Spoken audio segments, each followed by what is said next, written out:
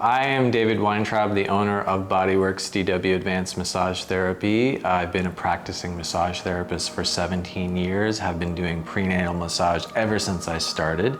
This is Brianna, who is a fabulous massage therapist in her own right. How long have you been practicing? About 8-9 years, excellent. Almost a decade. And Brianna has also worked heavily with prenatal clients, and so we want to talk today to you about a myth that we would like to completely debunk so that you feel a lot more comfortable. And that myth is that you shouldn't get massage therapy during the first trimester of pregnancy. This is it's a myth.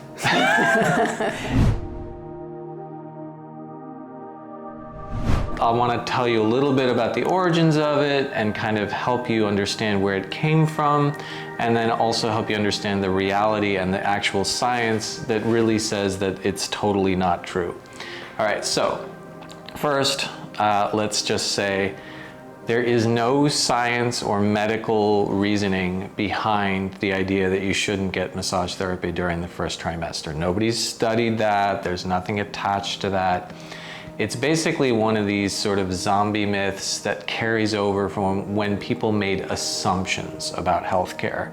And so an example of an older assumption is that you shouldn't get massage therapy while you're fighting cancer because massage therapy will spread the cancer throughout your body, right? Now, that was an assumption that people made, and for a long time they taught that as a thing. There's no science behind it, there's no reasoning, and they've since said, no, that's not true at all. And in fact, you're going to get the same circulation of the cells just by walking around or going to a yoga class or buying your groceries, right? And so that's an example of one of these ideas that gets floated around in healthcare that never, it's an assumption that sounds good on paper, but then nobody really studies it, right? So let's talk about the one that we're here to talk about today, massage during the first trimester. All right, so say a little bit about what is a good reason to get massage during the first trimester. Well, there's really no bad reason to get it. So when you become pregnant, there's a lot of changes happening in your body and also hormonally. So massage can just sort of help you navigate some of those things as your body is continuing to change, right? Your belly gets bigger, your center of gravity shifts. There's something called relaxin going through you, which means all of your joints are a little more loosey-goosey than usual, which is why pregnant women tend to get that pregnancy waddle towards the end as well. There's the classics of swelling in the extremities, nausea, lower back pain, and all of these things can be helped with massage. That is true. So let's talk a little bit about where this myth came from, right? So it sounds good weirdly on paper to say, oh, massage during the first trimester might be a problem, so we should avoid it, right? But in reality, there's no medical science supporting that whatsoever. Both of us have practiced on hundreds to thousands of clients. I know personally dozens to hundreds of massage therapists who have all worked on prenatal clients during the first trimester, and there's really no problems whatsoever. The reason that this likely started as a zombie myth is that the spa industry got worried about getting sued. The risk of miscarriage during the first trimester is highest no matter what activity the pregnant person is doing, right? Whether they're working out or driving a lot or super stressed out or whatever they're doing, right? The risk is elevated during the first trimester. A lot of people in history, when they've had miscarriages, look for some reason that it went wrong. And there have been instances in the past where people have assumed, oh, it must be because I saw a massage therapist, and they've sued, right? And because of those historical lawsuits, and it's extremely rare that it's ever happened and that I know of, early employers of massage therapists just did not want to open themselves up to any kind of lawsuits. And so they basically told their staff, we're not allowing you to work on people during the first trimester. right? No medical reason, no science behind it, just purely self-protection.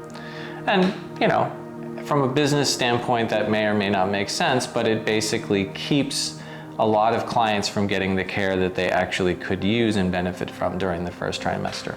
And, you know, when you become pregnant, there is inherently some stress there, right? Because it is a new experience, unless it's a second or third birth, and even then, every pregnancy is different, so you know what to expect, but don't ever expect anything, because it's different every time. And so one of the best things about massage, if for no other reason, is that stress exacerbates everything and makes everything worse. Massage helps with stress reduction. And so if you're stressed out and you're pregnant, what a great time to get a massage and be able to relax. Whereas if you're worried about the effects of the massage, you can't relax and you're so stressed out. So it really undoes everything that it's supposed to be doing by having this myth keep going. One other thing that you'll hear a lot, especially from healthcare doctors, and it really depends on which state you're in the country, is to make sure that your therapist is prenatally certified. Now, there really isn't a universal prenatal certification at all, right? What there are somewhere between 2 and 4 day classes that cover a lot of ground, that make sure that the therapist understands pregnancy from a much more in-depth way, and also gives some special techniques to deal with it. Now, if you're in most states that don't have as deep of a program, let's say a lot of states, Florida, for instance, has a 600-hour licensing program to become a massage therapist versus the 1,000 hours that you see in New York. In those cases, I do recommend making sure that your therapist has an additional class certification in prenatal. It's probably not worth double checking which certification and what teacher and where they took it and all that, but you do want to make sure that they've taken some extra training beyond massage school. If you're in New York State, that gets a little fuzzier. Some schools, like mine that I went to, do cover prenatal during school and pre-licensure, and by the time I got licensed, I didn't need to take an extra certification. I already had training in that. Other schools don't necessarily cover it, and so you do potentially want to check in. Any therapist that practices prenatal is often going to list on their profile what kind of either certification or training experience they've had. And so for me, I don't have a special certification. I went to school that covered it, and then I worked for a woman who had a spa who really specialized in it. And so she took me under her wing and taught me all the things that a certification class would teach me, and then said, great, you're ready to go work with my clients. And she started me working with her clients, right? And so that basically means I know what I'm doing even without the 4-day class. In other instances, people have a variety of training. So you do want to make sure that you feel like your therapist has some experience and that they are comfortable talking about prenatal. But the idea that they have to have a special certification, that is a sort of less accurate way to phrase that, right? Because there isn't one special certification that you can really find. So I just wanted to give you some clarity around that so you understand what to do and how to research this. But in main, you just want to make sure that it looks like they've really worked with prenatal clients before. And in my experience, if you tell your practitioner that you're pregnant, if they're like, oh yeah, great, that's no problem, it's probably fine. It's generally more at spas that you say you're pregnant and they're like, you can't come here. We won't see you. So if they're not comfortable working on pregnant people, they just won't see you. So you don't really need to worry about it. If you tell them that you're pregnant, they will act accordingly if they are prepared or not. In case you're still worried, right, you should know both of us have had multiple clients where I've had regular clients I've seen for years and years and years who then come to me and tell me after I've seen them 2 or 3 times in the month prior that they just found out that they were pregnant.